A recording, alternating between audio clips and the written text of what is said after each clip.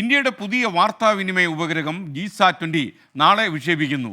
ഫ്ലോറിഡയിലെ Cape Canaveral space force സ്റ്റേഷനിൽ നിന്നാണ് space എക്സിൻ്റെ ഫാൽക്കൺ 9 റോക്കറ്റിലെ വിക്ഷേപണം നടക്കുക. എന്തുകൊണ്ടാണ് GSAT-20 വിദേശ രാജ്യത്ത് നിന്ന് വിക്ഷേപിക്കുന്നത്? എന്തെല്ലാമായിരിക്കും അതിൻ്റെ സവിശേഷതകൾ? അതിലേക്ക് കടക്കുകയാണ്.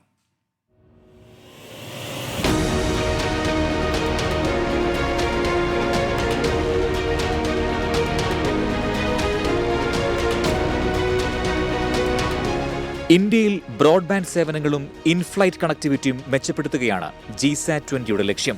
ഒന്നിലധികം സ്പോട്ട് ബീമുകളും വൈഡ് ബാൻഡ് ട്രാൻസ്പോണ്ടറുകളും ഉൾക്കൊള്ളുന്ന ഉപഗ്രഹം വിമാനങ്ങൾക്കുള്ളിലും വിദൂര പ്രദേശങ്ങളിലും ഒറ്റപ്പെട്ട പ്രദേശങ്ങളിലും ഇന്റർനെറ്റ് സേവനം ലഭ്യമാക്കും.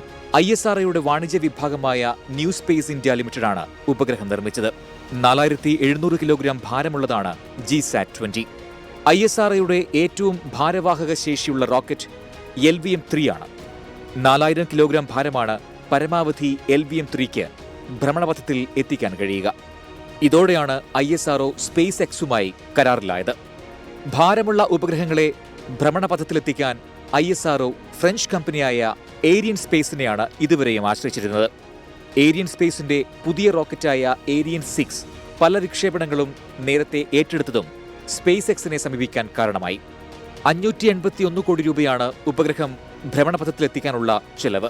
14 വർഷമാണ് ഉപഗ്രഹത്തിന്റെ പ്രവർത്തന കാലാവധി. Research desk 24.